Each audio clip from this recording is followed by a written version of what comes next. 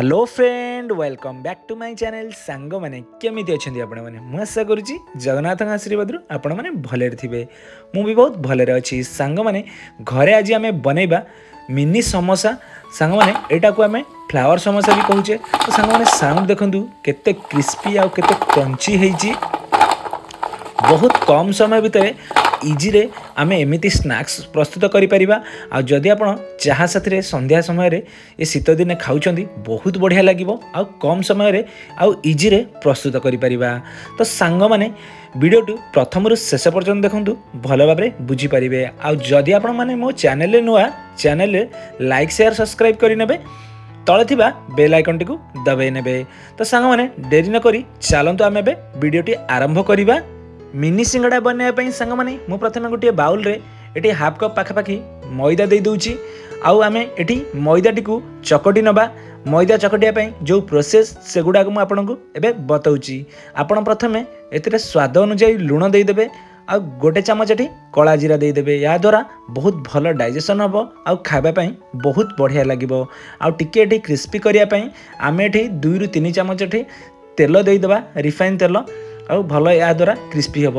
आम ये कौन करवा तेल दे देकी प्रथम हाथ में ताकू भल भाव 2 ରୁ 3 मिनिट मिसई नवा। या द्वारा कौन हम आमर जो मैदाटी कास्ता हम बा क्रिस्पी हम आउ बिल्कुल भी खावाई बढ़िया लगे। तो हाथ में देखिकी एमती आप जानीपारे बहुत बढ़िया भाव में आमर ये क्रिस्पी हो जाइए। आम ये तापर जीवा एठी नेक्स्ट प्रोसेस को देखा मुझे आपको केते सुंदर भाव में देखिपे क्रिस्पी हो जाइए। आम ए किसी पानी ऐड करवा। तो सांग मैंने ये जेहेतु आम हाफ कप नहीं तो पानी मेजरमेंट हिसाब से आपड़ देवे बिल्कुल भी ये अधिक देवेनि। आपणकर जो डोटी सिंगड़ार ये पूरा टाइट हवा दरकार बिल्कुल भी नरम करके चकटिबे नहीं। आउ किछि पानी देखो मु साइड रखी रही आपणकर जेतिकी दरकार अल्प अल्प करके आपड़ देवे। पाखापाखि ये 3 ରୁ 4 ଚାମଚ मोर पानी लगी एमती मैदाटी देखिपे बढ़िया भाव में मोर टाइट हो जाइए। आउ पूरा डोटी ये देखूँ बढ़िया भाव में रेडी हो जाइए।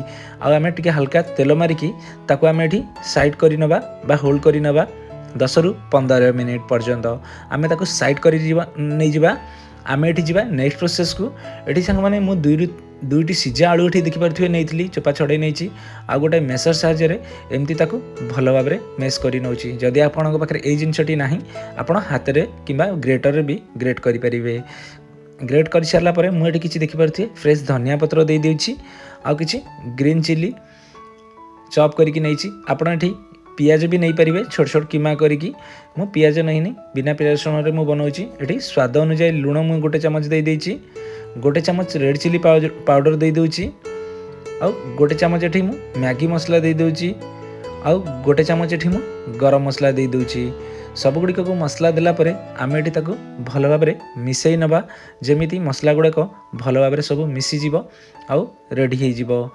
मन रखिए बिल्कुल भी पानी देवेनि आलू रे आउ ये भल भाव में एमती चकटी नेबे पूरा ड्राए रहा दरकार। आउ मसलाटी ये देखिपे भल भाव में रेडी हो जाइए। आउ जो आम ये मैदाटी चकटिकी नहीं ये पाखापाखि 10 ରୁ 15 मिनिट हो जाइए। आ मैदाटी पूरा परफेक्ट भाव में सेट हो जाइए आउ सॉफ्ट भी हो जाइए। आम ये रोटीर जोड़ी आम ये रुटी कर नवा। यही जो आम मैदा चकटी सामान जोड़िए रुटी करे आप देखिपे 2ଟି ये पेड़ा काटी नहीं गोल गोल करके जमती आप घरे रुटी बेलुंट सेमती बनई ने। ये पूरा पतला करके भल भाव में बेली नवा आम।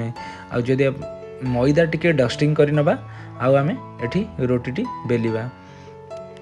प्रथमे 2ଟି जाक रुटी मुझे सांग मैंने बेली नहीं आपड़ ये बिल्कुल देखिपे बिल्कुल भी बेसी मोटा कि बेसी पतला करेनि। रुटी को प्रथमे 2ଟି जाक रुटी की मुझे बेली नौची।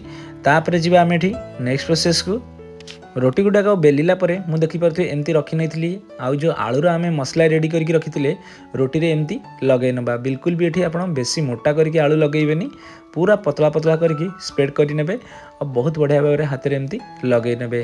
आदि आपण हाथ में ये आलू गुड़ाक लगुच तो ये कौन करेंगे हल्का टिके तेल लगे ने। आमती जो रोटी आप तादेह एमती भल भाव में लगे ने। ये देखिपे पूरा रुटी सारा रुटीर सब गुड़ाक मुझे लगे नहीं। आउ गोटे रुटी मुझे बेलिकी ऊपर भाग में एमती दे देइछि। एमती आप प्रोसेस रे बनातु। तो प्रथम देदेला टिके एमती हाथ में आपन टिके प्रेस करेंगे।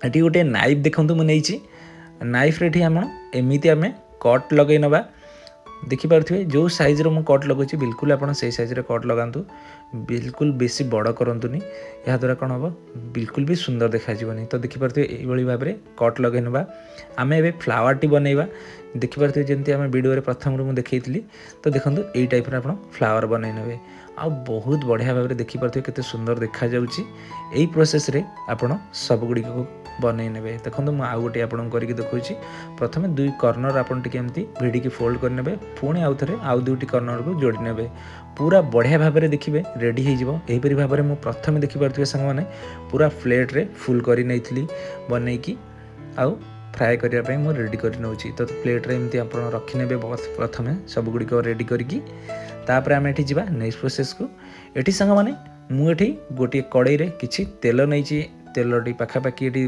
पूरा लो टू मीडियम रखिए बिल्कुल भी हाई रखिए तो आपड़ जो मुझे फ्राए कर देखिपे तेलटी बिल्कुल ये मोर बिल्कुल बेसी गरम है आ पूरा स्लो फ्लेम रे आपको मुझे ऑन कर नहीं यहाँ द्वारा कौन हम आप जो फ्राए करेंगे आपणकर पूरा परफेक्ट भाव में क्रिस्पी हम आ बिल्कुल भी जलबनी आ बिल्कुल भी मुसमुसिया हम आउ तो देखिपे पूरा फ्लेम टी स्लो रे फ्राए करेंगे जमती आप घरे सिंगड़ा बनाऊँ तो सेम प्रोसेस रे बनइबे पाखापाखि गोटे मिनिट पर देखिपे मुझे हल्का तल उपर कर नौची जमती जेहेतु आम तेल टिके कम नहींचे तो कौन हम दुईपट साइड भल भाव में कुक हम एमती आप तल उपर भल भाव में करे तो ये देखिपे 2 ରୁ 3 मिनिट पर ये हल्का देखिपे गोल्डन ब्राउन कलर हो आसला पूरा देखिपे सुंदर देखा जाउची 3 ରୁ 4 मिनिट भितर ये बहुत बढ़िया भाव में देखिपे फ्राए हो जाइए जेहेतु आम स्लो फ्लेम रे फ्राए करूँ तो टिके टाइम लगे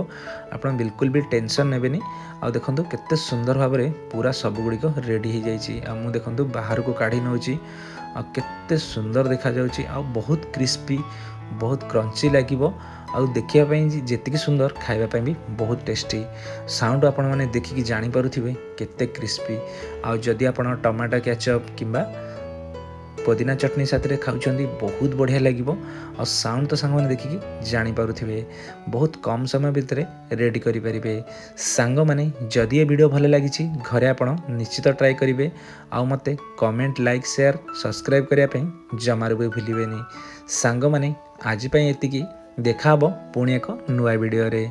जय जगन्नाथ।